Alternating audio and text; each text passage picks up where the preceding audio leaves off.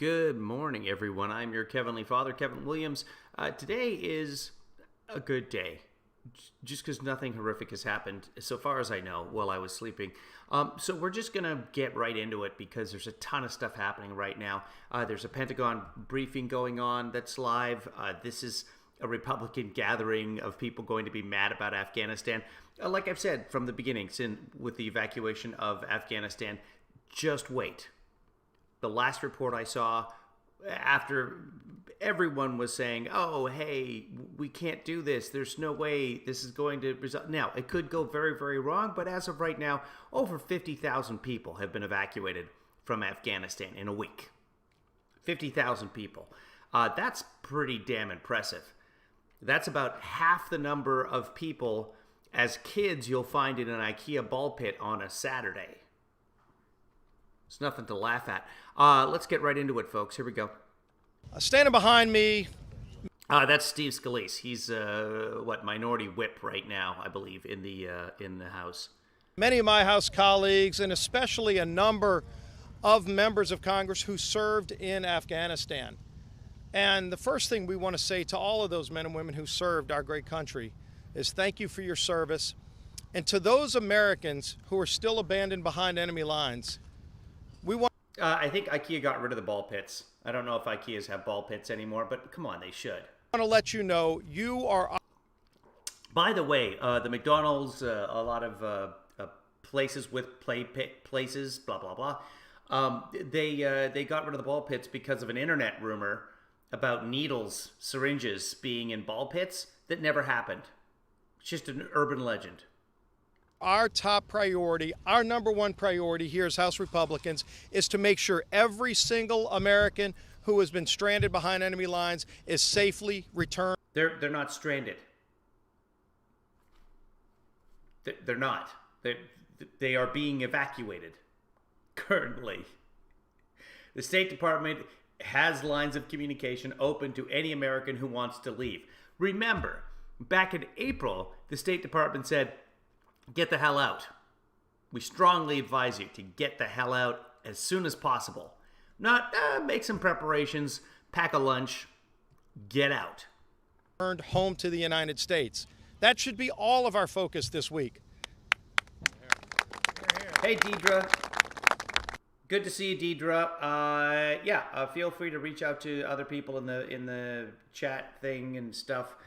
Sorry to hear that you haven't been in a good place. There's a lot of place. I hope you're not in Kabul. Are you? Because if so, you're stranded. I hope you don't feel abandoned. You can feel abandoned even when you're surrounded by people. It's an odd feeling.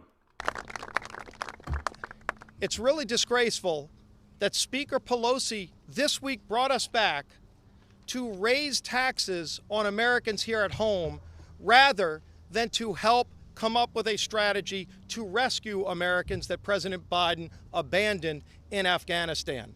None of that is true, and no, it's not Pelosi's responsibility at all to rescue Americans who are not stranded in Afghanistan. That's not what a Speaker of the House does at all. State Department, Defense Department, immigration, there's many, many other factors that go into it. That's the executive branch, sir.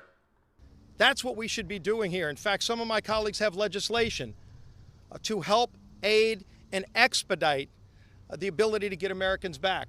We've been asking President Biden how many Americans were abandoned behind enemy lines. They won't even give us that basic answer. We've also asked... Well, no one knows. What is their plan? Here's the thing. If you head over to Afghanistan to, harvest opium, because that's what goes on over there, a bunch of it, and there's a bunch of Americans over there doing that, you might not necessarily report in with the embassy when you get there or when you leave. A little bit under the radar. And to help all of our allies, the interpreters who help so many of our military stay safe during that conflict.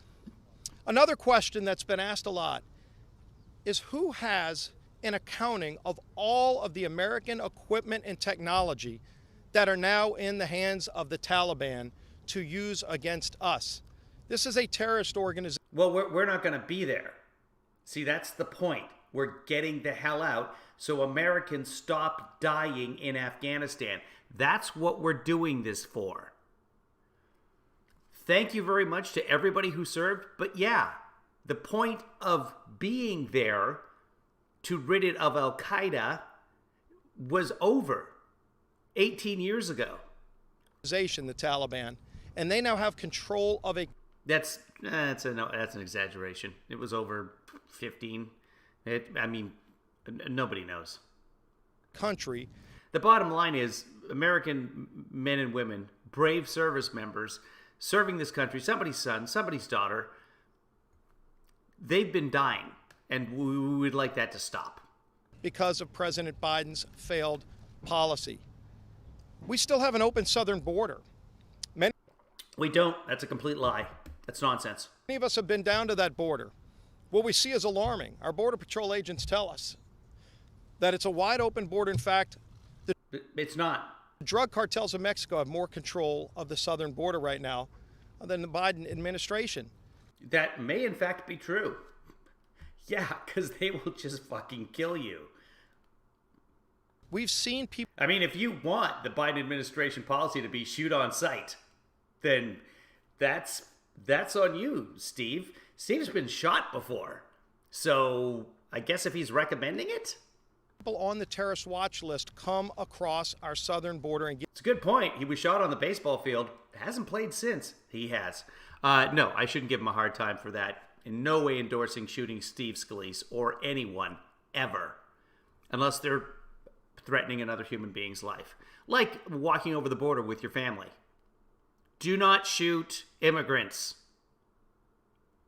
Get into the United States. Morning, producer Jojo.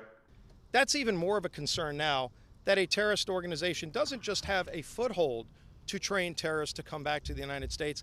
They now are in control of a country in Afghanistan. If we've been talking to a lot of our allies around the world... The Taliban is not a terrorist organization. They have not been classified as such. But all the Republicans are now saying the Taliban is a terrorist organization. Okay, so then Trump negotiated with terrorists. Trump had a peace deal, an arrangement with Afghanistan, surrendering the country and saying the U.S. is going to be out of there by May. You don't tell the enemy when you're going to leave, because guess what's going to happen? Come that time, the enemy is going to advance, and that is exactly what happened. So, either the Taliban is not a terrorist organization, or they are, and Trump surrendered to terrorists. World. They are disgraced by what they're seeing in the leadership here of President Biden. We've seen it on the floor of the Parliament in England, expressing disgust with this president. Yes. Yeah, everybody in England can express as much disgust as they like. That's okay. You know why? Because America first. All right? We have to take care of American men and women. That's your guys' thing. How we abandoned our allies. By the way, nothing is stopping the UK from remaining in Afghanistan. They are more than welcome. Enjoy, guys. You know who screwed that whole area up in the beginning? The United Kingdom. They said, oh, here's a country. Let's take these 12, 15 tribes. We're just going to put them together, Pashtun, and everybody's going to just, yep, Kandahar sounds good. Throw it in there. There's a lot of damage. Iraq, there you go. Border, here, we're going to throw the Kurds down in there with everybody. Just going to, yep. Just India, Pakistan, we're just going to put this book. Kashmir, we don't know what we're going to do with it. You guys sort it out. To pick up as we look at what's in front of us. But what we know right now is we want our focus, and we want President Biden's focus on rescuing every American who he left behind enemy lines. And to give us... And that's what it is. Thank you for having this conference. We're all good. What? Should be somebody from the Biden administration there that just steps forward at that point and say, yeah, that's what we're doing. Okay? Thanks everyone for coming. Thank you. It's an accounting of who they are. We're going to continue to press for legislation on the House floor to confront that. What happened? I thought Whistle Guy was going to take care of all this nonsense. By the way, the Capitol Hill's all still cordoned off, so you can't just get in there. But I was looking forward to more Whistle Guys. Week, while Speaker Pelosi is more focused on trying to raise taxes and spend trillions of dollars rather than work with us to answer these questions. Now I want to bring up... It's an excellent point by Shelley. If Steve Scalise did not have government-run health care, he might be paying off all the treatment for his shooting for the rest of his life. Yeah, no, a good bullet wound, that'll bankrupt you. One of my House colleagues, not only the leader of the Doctors Caucus, but also a veteran who served in Afghanistan, Dr. Brad Wenstrup. I have a quote that I'd like to share with all of you. Oh, good. Morning Inspirations with Dr. Brad. From one of the interpreters that I supported in coming to the United States. He is now a physician and a U.S. citizen, as is his entire family. And when all this started unraveling, Even his kids? last week, he sent me a text and he said it's very, very disheartening. American morality is being tested, and it's not doing well so far. So far. And the resolve of the Afghan army and government also tested and failed completely. Morality, our reputation, our trustworthiness is all on the line. Right. So we spent almost $1 trillion putting together the Afghan army and government in order to be able to evacuate safely and effectively. And it all collapsed. Trump's administration spent $216 billion in Afghanistan. More than $200 billion for equipment and training, government support, building of infrastructure, etc. And it all collapsed. Trump had 4 years to do something. And all he did was surrender to the terrorists. And those who serve understand it best. In April, we formed a bipartisan group called Honoring Our Promises. The plans for evacuating Afghanistan, for disengaging in Afghanistan. Actually, there were no plans for evacuating Afghanistan. I mean, there are, but it wasn't so much an evacuation as it was pulling out. Those were, first off, the Biden administration received no information during what's it called? Not transformation. Transition. Because it wasn't really a transition. The Trump government refused to share information with the Biden government and then tried to overthrow the Biden government on January 6th blah, blah, blah, blah, blah, blah, blah. Anyway, the whole thing was a cluster. We were a task force. We were issuing warnings. This is in April, issuing warnings to the administration, how concerned we were about getting those that assisted us in theater out of country safely, because we felt that everything was going to fall. Their lives were on the line, and the time was now. At that point, we were just worried about our SIVs. Now we're worried about U.S. citizens. Special immigrant visas. You know, there's a lot to the expression, no soldier left behind. It's not just soldiers, it's not just our military, but it's Americans. It's Americans and those that stand with America that we don't leave behind. Yeah, that's the plan. Okay, thanks for gathering here. Should you guys be making legislation or something? They say it's not happening. They say people aren't stranded.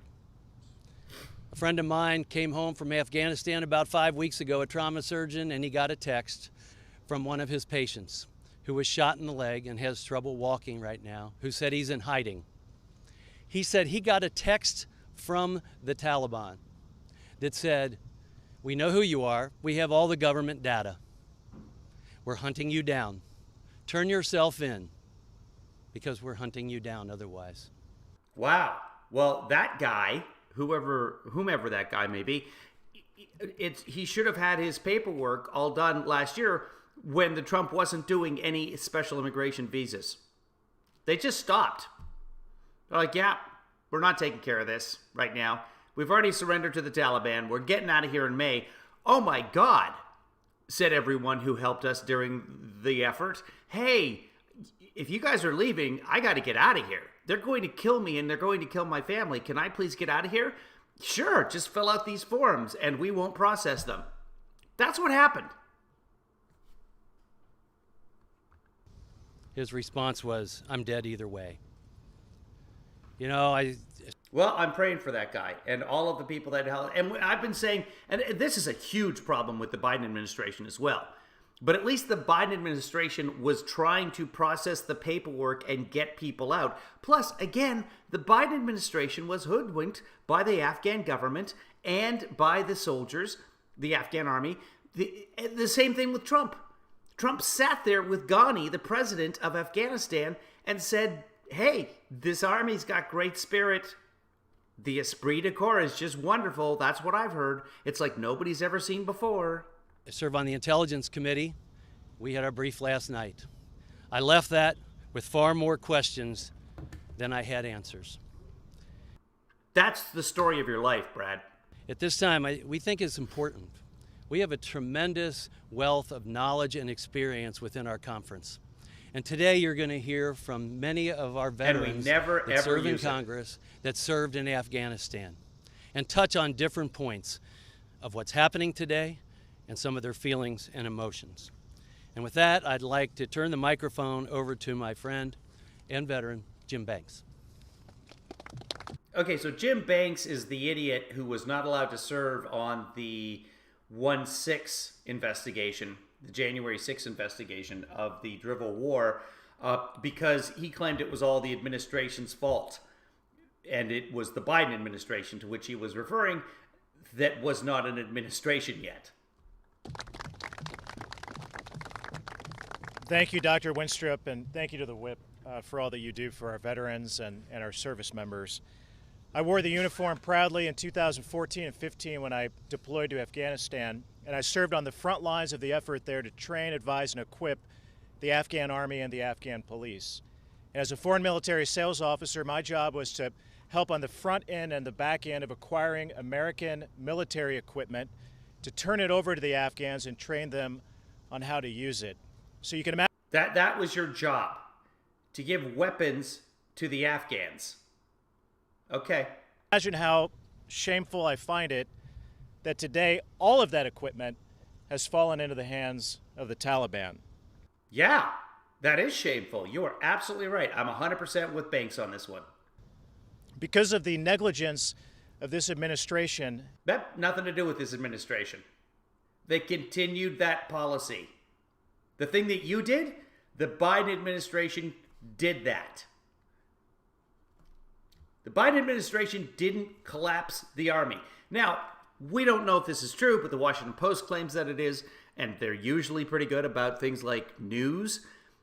After the peace negotiation, when Trump surrendered to the Taliban, without the government of Afghanistan being involved in the negotiations, by the way, people forget that. Trump made a deal directly with the terrorists. Again, this is these Republicans standing up here right now classified the Taliban as terrorists. So we'll just go with that.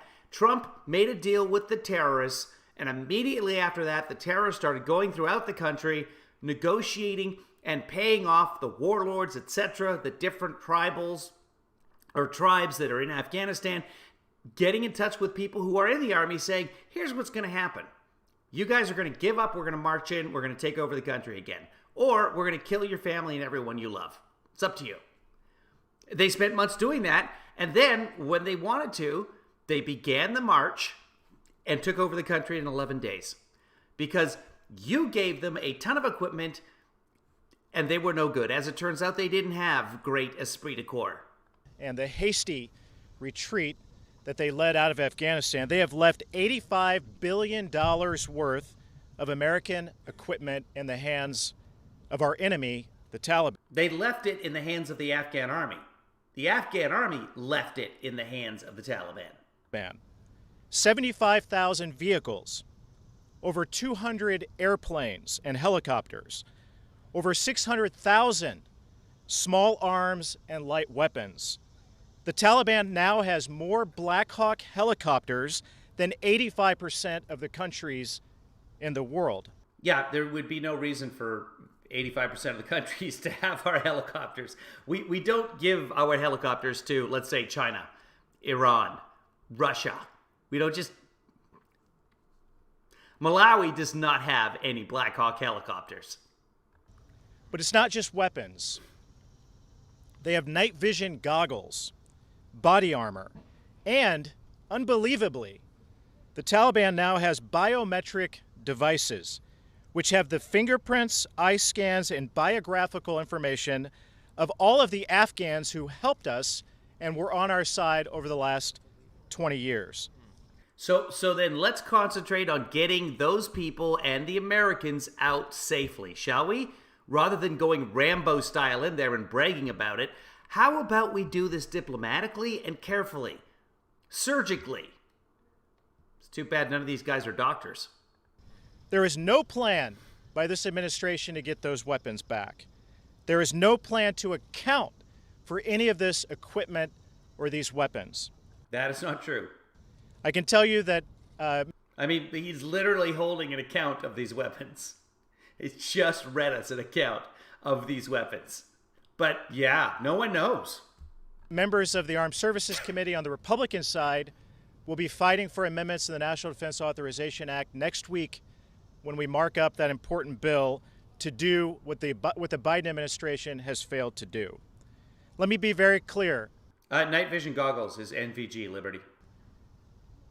If any American is harmed, injured, or killed and not safely evacuated out of Afghanistan, or if any of these weapons or this military equipment is used to harm, injure, or kill an American now or at any time in the future, the blood is on Joe Biden's hands. I'll turn it over now. Dude, you're the guy who gave the Afghans those weapons. But no, your hands are clean. Absolutely clean. Joe Biden didn't give any weapons to the Taliban. Not a bullet. Out to a fellow Afghanistan veteran. And for that matter, neither did you. That was the policy of the Obama administration, the Bush administration, the Trump administration for the last 4 years until they surrendered to the Taliban. The newest member of Congress, Representative LZ.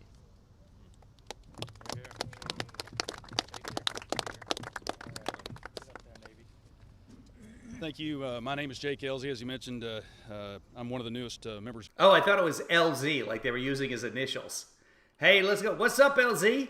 Spin it, DJ LZ. No, it's just LZ. That's his last name. Congress just took office a couple of weeks ago. I'm a 20-year Navy veteran and flew H-60 helicopters, Tomcats, and Super Hornets in a 20-year Navy career. I deployed to Afghanistan in 2001 when we kicked the war off, deploying off the USS Enterprise. 2009 and 10 as a squadron commander flying Super Hornets, and then as again after I retired in 2013 as a contractor flying ISR missions. Okay, but we're talking about Afghanistan right now. Out of Bagram. It's been suggested that just the fact that we have 200 helicopters and other aircraft that we've left behind, that somehow the Taliban wouldn't be capable of flying them. That's nonsense. We have enemies and adversaries throughout the world such as China, Russia, and Iran who are more than capable of either buying those and flying them again or outright stealing them. Keep in mind that China and Russia have aircraft that look remarkably similar to our Generation 5 F-22 and F-35, and there's a good reason for that. Either they copied them or they stole them outright. And Iran, I might add, has been flying for the last 40 years the F-14 Tomcat, which we embargoed any parts on over 40 years ago. And there's still 35 of them flying for Iran. So keep in mind that when we... Yeah, well, who gave them to Iran then? Sounds like a huge mistake. Why don't we go back and... Oh, it was us. Leave all this equipment behind, the idea that the Taliban somehow can't utilize those, it's not true. Secondly, most of the folks behind me and myself are working very, very diligently for a crisis situation in order to get... All right, well, we're not going to get any more information from this guy. Let's jump ahead here. See if anybody completely stupid starts speaking. Moral or otherwise. Come home. Oh, wait, this guy's it's a different guy. So we got a second Mr. Clean coming up here. He's very upset about things. So, yeah, let's hear the moral indignation. I do not believe the U.S. has an obligation, moral or otherwise, does not have an obligation. He's reading a quote. Here we go. The bill complicates the matter of evacuation. First, because it would also authorize evacuation of endangered foreign nationals. I do not believe the U.S. has an obligation, moral or otherwise, does not have an obligation, moral or otherwise, to evacuate foreign nationals. The U.S. has no obligation to evacuate 1 or 100,000 South Vietnamese. That's what Joe Biden said about foreign nationals at that time. And I think we see where his mindset is at on foreign nationals as we deal with this right now. Well, that's interesting. I had not heard that before. What is that from? It's the matter of evacuation. First, be important to know exactly what we're dealing with here in terms of this administration and their... And it's good to know that some 40, 50 years later, people can't change their mind. mindset. This is a quote, a direct quote from Joe Biden as it relates to foreign nationals. The bill complicates the matter of evacuation, first because it would also authorize evacuation of endangered foreign nationals.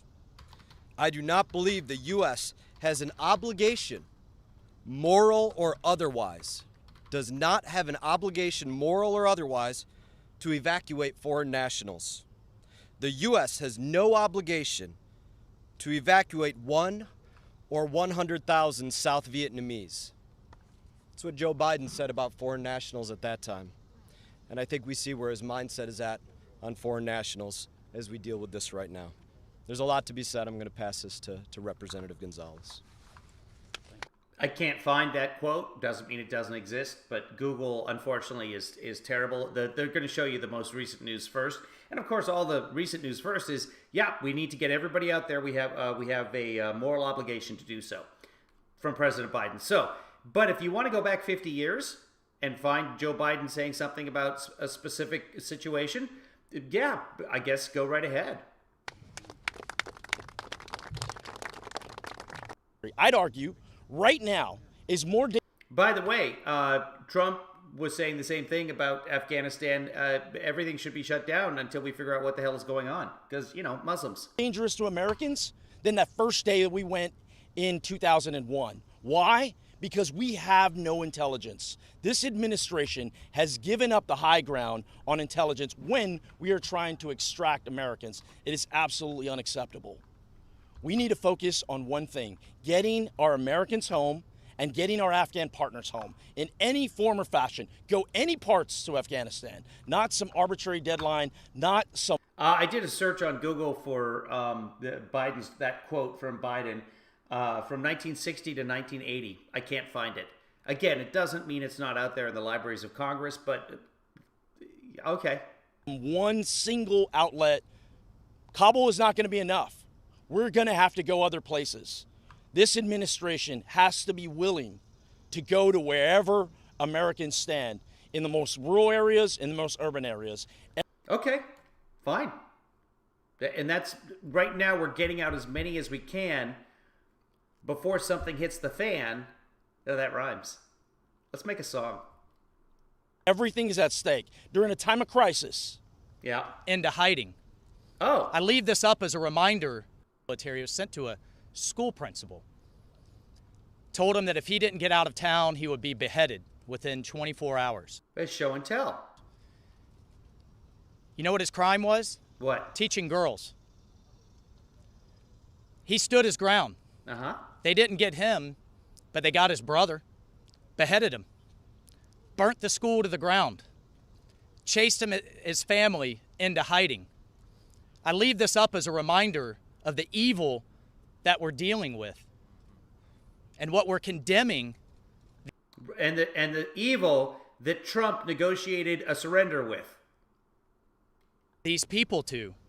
We've talked about our interpreter. No, we were condemning them to be governed by a democratically elected government that the United States helped establish in Afghanistan, and to be protected by the Afghan army that Trump said had tremendous esprit de corps. That's what we were condemning them to.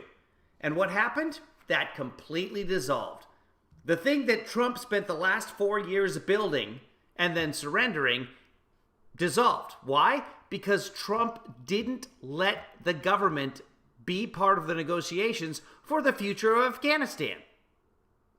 That's what happened. And our allies. I had one, the guy was such a fighter, we called him Little Spartacus. Spartacus was on the waiting list for the SIV program. Spartacus dies in the end. He was found at a Taliban checkpoint with American documentation on him. Oh, spoiler alert. sorry if it's too soon, if you guys haven't had a chance to check out Spartacus yet. You know what they did? What? They took him back to his village, beheaded That's C-SPAN pausing, not me. his brothers and his cousins in front of him, and then him. Yeah, that's the thing about the Taliban. They will kill everyone you love, which is why the Afghan army dissolved so quickly. We are going to Because they're gonna text you, literally, and this is what they've been saying during the conference. They're gonna text you or call you and say, hey, by the way, how's your mother? extend it, or else we're going to leave Americans behind 11 days before the 20th anniversary of September 11th? Are you kidding me? No, we're not going to do that. Anybody who wants to get out, we're trying to get them out, okay? And there are operations going on right now that the Pentagon is not telling you about. I can guarantee it. Is that what's really happening right down the street on Pennsylvania Avenue? We stood here. It's a good question. Would these guys prefer Joe Biden goes Trumpian and threatens the Taliban before we get everyone out? Actually, Trump signed the agreement that said that he wasn't going to threaten the Taliban anymore. Because, you know, the Talibans deserve a safe space. So, part of the agreement was that the United States and its allies were no longer going to threaten. But then the first thing he did was, you know, hey, if they do something wrong, we'll hit them like no one's ever been hit before, because Japan never got bombed with nuclear weapons. So he threatened the Taliban with nuclear weapons right after the agreement was signed. Here, bipartisan, in April, as soon as he made that announcement and said, if you don't start getting people out right now, you are giving them a death sentence. If you pull our military assets out before you get Americans or allies out, you're consigning them to death. Well, no, because there was the Afghan government and the Afghan military that Trump supported for 4 years until he didn't include them in the peace negotiations with the terrorists. I think we've said enough about that. Let's jump ahead. Shut up. See if there's anybody else. I see those who serve do not have families who are so listening. angry. It's necessary. So American angry. lives. Set this timeline. Oh, questions. Mr. President, step. The first priority has to. Thank you. Thank you. Well, again, I want to thank all of my colleagues who honorably served, and their message is our priority has to be getting them in this way. With that, we'd be happy to take some questions. Okay.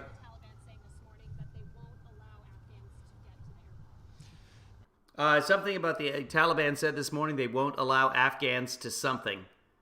President Biden needs to step up and tell anybody in the world that our top priority is protecting American lives. We're not going to operate by the timeline of some terrorist dictatorship. We're going to operate under the tenet of the United States, which is we will defend our people. Yeah, that's an excellent point. As attested to former employees in the White House, Stephen Miller apparently was behind the sabotage of paperwork for anybody who helped Americans immigrate here. Apparently, big fan of what Joe Biden said 50 years ago. He took an oath to uphold and protect and defend the people of the United States, including those that he left behind enemy lines, not based on some arbitrary timeline that he set before he realized the calamity he's created. We need to have the top priority to tell the Taliban that. Well, I mean, any timeline is arbitrary, isn't it? Just like the May 1st timeline. Someone said, let's do that. Okay. Now a lot of Republicans are saying, hey, they should have waited until after the fighting season and let everybody die some more. More Americans dead, please, said the GOP. We're going to get all of our people out, regardless of what timeline was initially set. Every option should be on the table to protect American lives. That's the oath he upheld, he took to uphold. It's time President Biden step up and do that job. Every option ought to be on American lives. That's the oath he upheld, he took to uphold. It's time President Biden step up and do that job. Every option. She said, even if it means American lives who, and then he interrupted her. Ought to be on the table to protect American lives. He should have never. Every option is on the table to protect American lives. Pulled out without getting all Americans out first. He set this timeline. We hadn't had a death. No. Yeah, and every American who wanted to get out could have gotten out. Again, the State Department in April was saying, we advise you to get the hell out of Afghanistan. But if you want to stay, you're welcome to stay. You're an American. You've got some freedom. So have at it. But at this point, we advise you to leave. This was April, May, June, July, August. 4 months ago, the State Department said, get out. In a year and a half. It wasn't like the country was falling apart, but his own intelligence told him the country would fall apart if he withdrew. He initially told the press, he told the country that he didn't have that intelligence. He absolutely had that intelligence because we did too. I don't want any American lives, but President Biden put American lives at risk when he... Oh, I think the question is about, do you want to put additional American lives in danger or at risk? withdrew artificially. Intelligence, he absolutely falling apart, but his own intelligence told him the country would fall apart if he withdrew. He initially told the press, he told the country that he didn't... There were people that thought that that would happen, including myself. But I'm not part of President Biden's intelligence, or certainly their intelligence. Do not credit me with intelligence for the GOP. But here's the thing. Nobody thought it would fall apart that quickly. They thought that the Afghan government would stick around for a little while and not flee before Kabul even fell. Have that intelligence. He absolutely had that intelligence because we did too.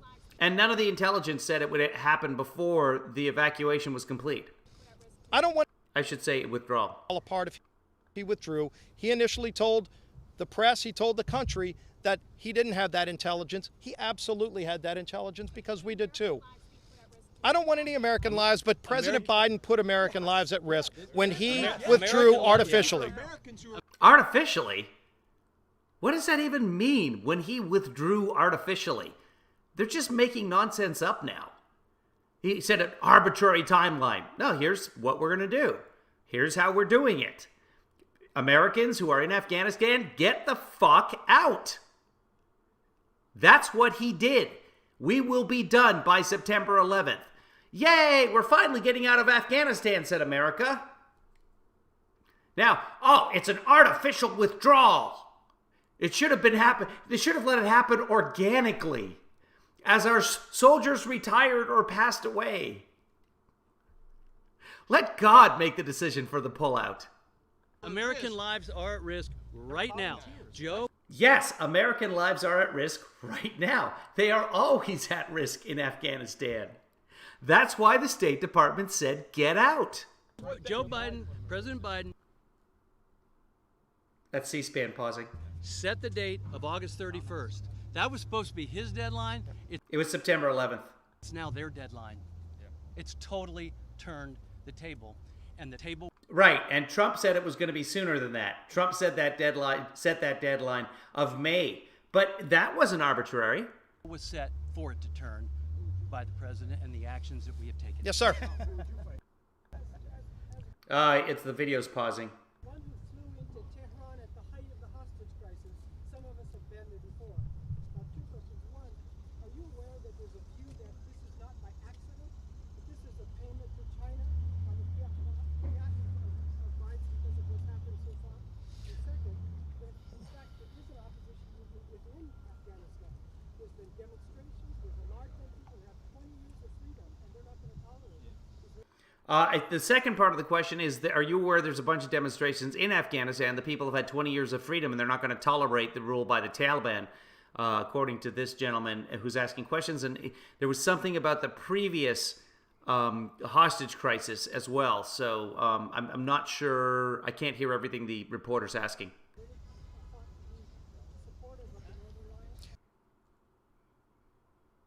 That's C-SPAN pausing.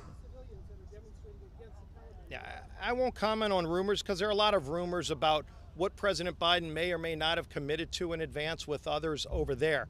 What I do know is that we had control of the country working with the Afghan army who were serving. Right, the Afghan army. Remember what you just said. Serving honorably. And if there was going to be a pull out of the country, we should have gotten every American out first. We should have worked to get all. Yeah, and that's what we said. Come on, let's get you out of here. Let's go, everybody. Get out. We're leaving. Of our allies out who were helping save American men and women in uniform, and we should have gotten the military equipment out. And again, the Bagram Air Force Base. Okay, but remember that part 20 seconds ago you said about the Afghan army serving honorably? We were equipping that army. They were essentially our proxy army in Afghanistan. And they were what? What were they doing? They were serving honorably? Oh, okay. But you know what? Let's take away their guns. Come on, Steve. This would have been one prime place. It's the same paragraph. To do that. There are others, and he abandoned C-SPAN's all pausing. of that. So Yeah. a lot of these questions need to be asked, and ultimately they need to be answered with candor from President Biden, and we've yet to see that. He's already talked about this. Oh, I would encourage the Afghan people because, look, if you give people a taste of freedom, which we've done, they're not going to give up that freedom. For many Afghans today. Okay. So the Afghan army is going to continue to serve honorably? Is this what you're saying?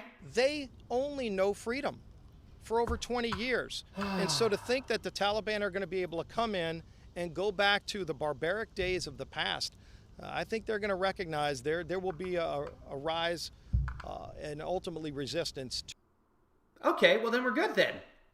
Good news, their Steve. form of government and tyranny. Yeah. All right, well then that situation is going to take care of itself naturally. Wait, I'm sorry. We'll get you two right after. On numbers, what exactly are members of Congress hearing from the administration? Are you confident that the administration has a plan in place to determine the number of individuals left in the country? And then lastly, if there is an extension in place without knowing the total scope of people still left in country, what is your recommendation? How long to extend it, and how do we determine this? So like three questions in one here. I know it's really, really soft, but I have no control over that. Basically, the final question, something about if there's an extension to the August 31st deadline, which is not a deadline. Trump has already said we're going to stay there as long as we need to stay there. The Taliban is essentially saying, you guys got to be done with this by August 31st. The Americans still have the superior military power. Biden has said, we're going to get every American who wants to come home, we're going to bring them home. Again, Americans have had this opportunity. Well, they could leave at any time, basically. But since April, when the State Department was saying, get out, please, Americans have known this was going to happen. Not that the government was completely going to collapse, not that the Afghan army was going to flee, but that this would be a good time to take stock and perhaps get out. Now, that being said, before the Taliban, after the Taliban, while the Americans were occupying the country along with the NATO allies, and after the Taliban take over again here, Americans will be there. There are people who work for NGOs. There are people involved in religious missions, which are really NGOs, but anyway, non-government organizations.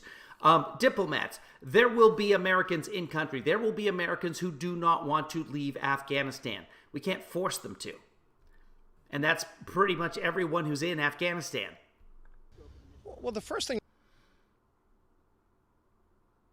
that needs to happen is President Biden needs to come clean with the total number of Americans that they know are abandoned behind enemy lines. That's none of them. None of them are. Have a lot of those numbers. They won't share them with us. They won't share them with the press. They don't have those numbers. There's a whole bunch of different reasons that you don't have accurate counts. And I think part of it is they don't. And by the way, no reason to. Like, we have 8,971. Okay, how many of those want to stay? Let them stay. How many of those want to get out? Okay, we're working with them to get them out. We're doing things that we're not going to tell. We're not going to tell you about sorties leaving the Afghan airport. And we're using underarmed vehicles. We're using undercover agents. We're using State Department employees. Oh, we're heading out at 10:52, and we're going to head down to the 1400 block of Hamid Karzai Way, and we're going to pick up a family of... No, you do not talk about that. This is basically Fight Club in real time right here. They don't want to be held accountable and responsible for what they did. But again, the president's job, you go back to the 1950s, the buck stops here. Right. President Biden said that actually about a week ago, and then he went off blaming everybody else. But No, he said the buck stops with me. It's my responsibility. Here's what's happened. And everything that he said was factual. Now, that about the collapse. Now, there were other things he said that weren't factual, like saying that Al-Qaeda was not in Iraq anymore. That was not true. Are they a threat to us right now in Iraq? Sure. But Al-Qaeda is in many, many different countries, and we can't hope to. Again, this is after 20 years. Al-Qaeda is still in Iraq. Sorry, in Afghanistan. I've been saying Iraq. They're still in Afghanistan. After 20 years. So yeah, if we stay, if we go, it makes no difference. It doesn't matter. Al-Qaeda is going to be in Afghanistan. We know that because we've been trying for 20 years to get rid of them there. ultimately, it's his decision. He's got to own this, but he's got to own up to the American people. How many Americans are over there? He knows a number. He doesn't have to. He doesn't know the number. He just doesn't want to share it with the American people. I thought he campaigned saying he'd be transparent. Yeah, and he is being transparent. We don't know exactly how many Americans are still there and how many want to get out. We don't know. Nobody knows. When you go to a foreign country, I mean, I've traveled to a bunch of foreign countries. I can't say that I've ever registered with the embassy letting them know that I was there. Not once. He's not. And he owes it to those families to let them know that he knows who their loved ones are and that he's spending every day to get them out. He's been spending the last 2 days on the telephone threatening Democrats to vote for tax increases. Why isn't he working the phones to get every American out of That's not what's happening. Afghanistan? It's a national and international disgrace. We're not going to play that game. We're working here hard to find out that answer. In fact, Congressman Waltz has legislation to get an accounting of all Americans who were left behind enemy lines. I wish Speaker Pelosi would bring that bill. It's a waste of time. You guys lost the election. Elections have consequences. Speaking of consequences, I got to get going, guys. Maybe we'll see you guys later today. Maybe we won't. Have yourself a wonderful day. Be good to yourself. Be good to others. And most importantly, be good to me. Thanks for watching.